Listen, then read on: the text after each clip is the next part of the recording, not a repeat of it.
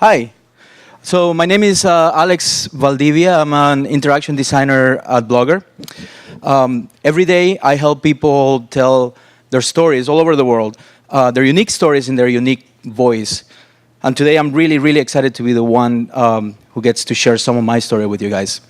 So thank you so much for allowing me to do this. It's going to be really tough to follow these first people who went before me. That was really awesome. Before we get started, though, since we're already clapping for people, let's clap again for all these people who put this conference together. I think this is awesome.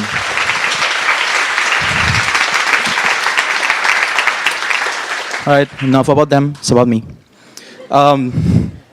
So I'm just going to tell you a story. I'm just going to tell you my story. Hope that you guys can make something out of it. So this is a story about chaos. Not sorting through chaos or decluttering it, but about embracing it.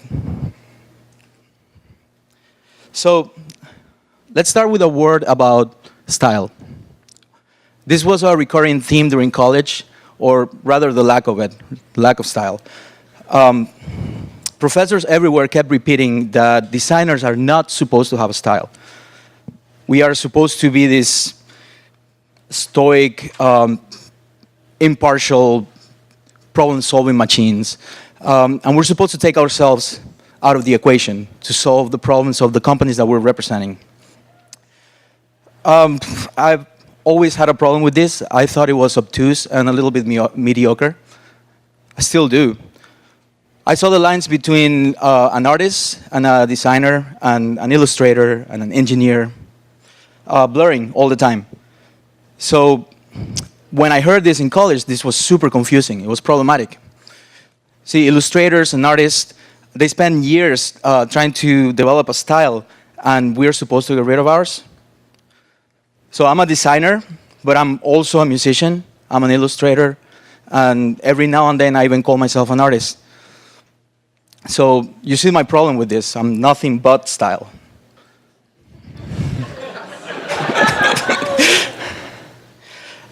So I'm the son of a doctor and an accountant. I was born in communist Cuba in the 1980s. If you don't know, if you don't know anything about communist Cuba, you should know this. They have a lot of rules, very strict rules over there. Everything in communism is made up of rules and straight lines. These societies, they need people to follow the rules in order to keep existing. So they go to really great lengths to get them to stay compliant.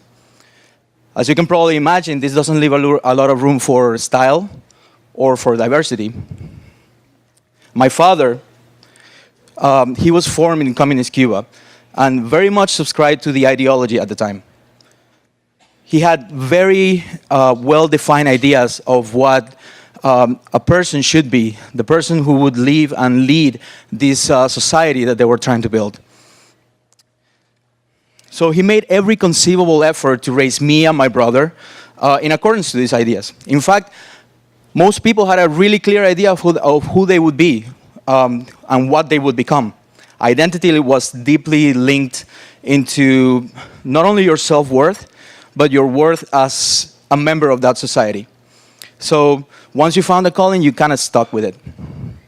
So during the early years of my childhood, I was very much a product of this environment. I learned the songs, I wore the uniforms, I repeated the mantras, and I thought the world was this set of boxes that everything and everyone would eventually fit in.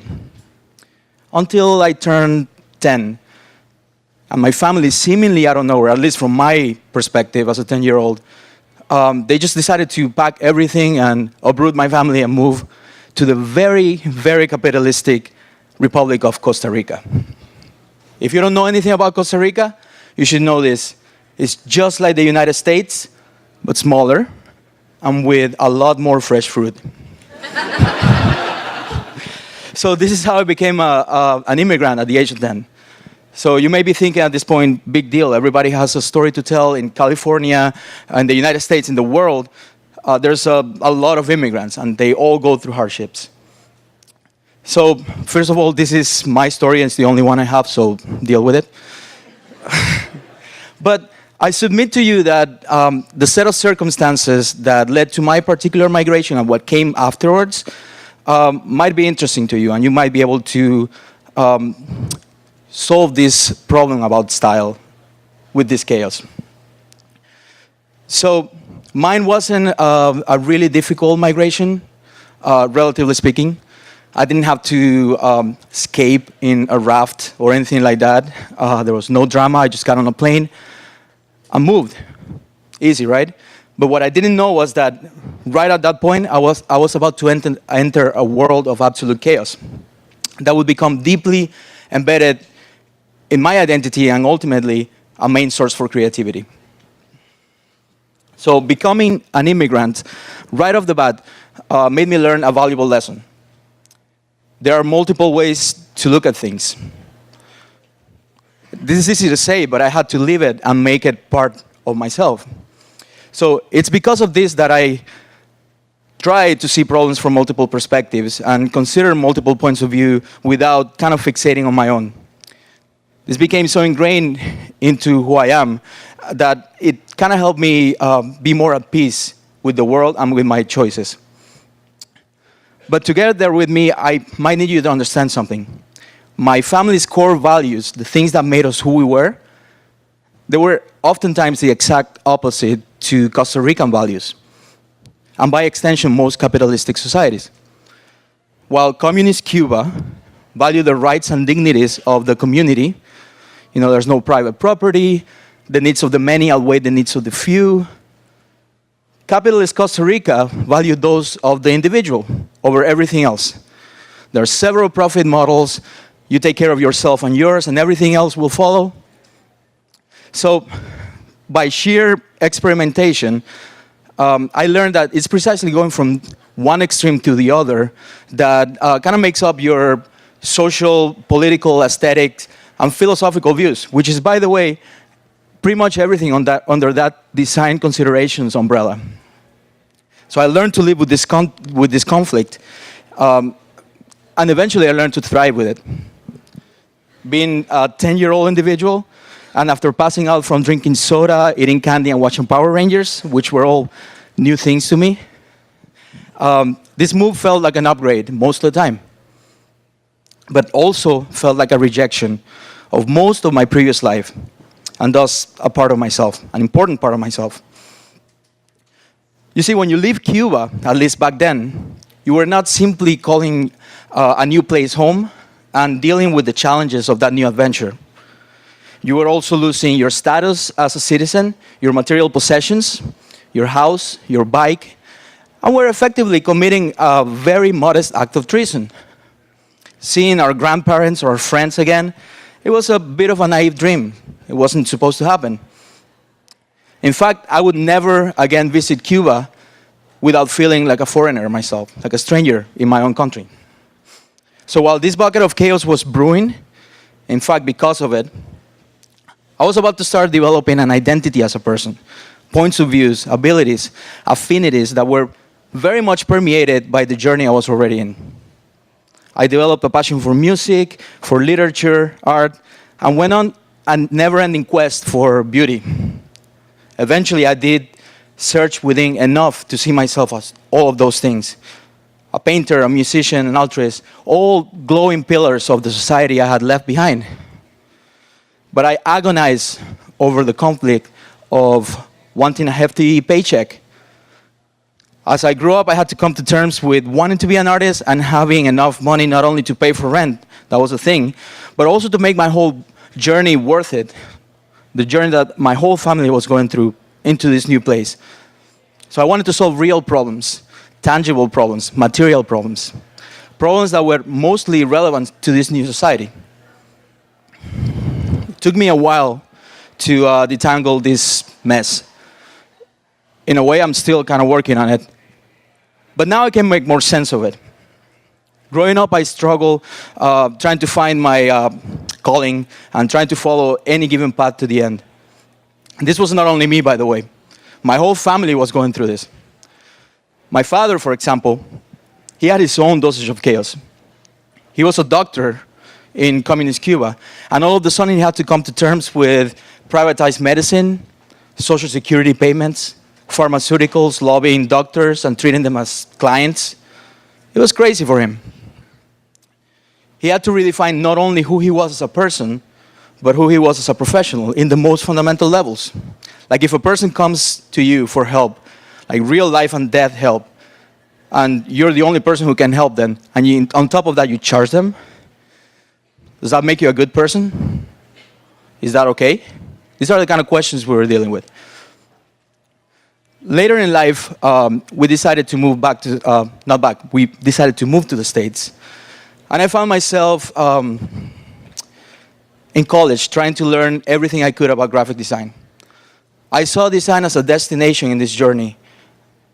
I was in this path of confusion and conflict ever since I was 10, so this was a big deal. I had lived in a world of extremes and bounced back between them, between two different ways to look at life, right? This led me to study music and later seek a career as a fine artist, then another one in advertising, and then later reject all of them to a degree in favor of design. It wasn't until I saw the work of people like David Carson or James Victory, who combined problem-solving abilities with their unique ways to see the world, and even dare venture out into their own side projects shamelessly, that I understood design as this perfect amalgamation of aesthetics and altruism and objective problem solving.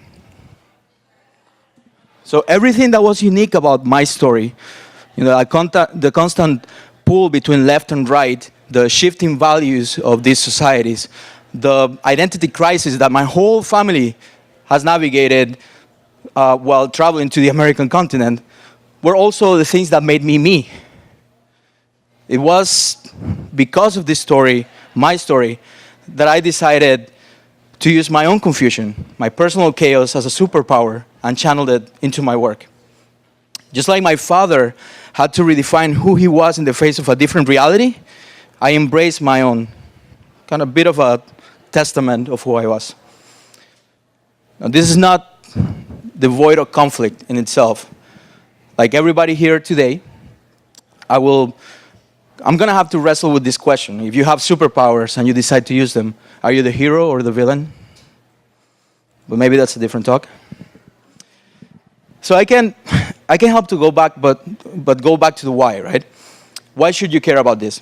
This is my chaos and mine alone. You all are different people with different stories and different outlooks and a different set of values, and at the end, a different chaos. But maybe that's the point. You have your own chaos, so you should find your own way to use it. If you walk out of here with anything, let it be this. Chances are that you're not an immigrant or disabled or an artist or a minority, but I assure you, you have your chaos. So I invite you to find what's unique about your story, how you get here, and start using that as your own superpower. These little boxes that we create for ourselves won't always make sense. So you should use these powers to step outside of them. You are the sum of your choices, the choices of your parents, the environment that formed you, and more importantly, all the lessons that you learned from it. As designers, as creators, as human beings, this is our style. And not bringing it into our work might be irresponsible, but at the end of the day, I think it's impossible. So don't take yourselves out of the equation. Chase your style, hone your style, and own it. So in a world where we're supposed to always give the best of ourselves all the time, we should be able to own the best of ourselves, even when that's pure, unadulterated, unapologetical chaos. Thank you.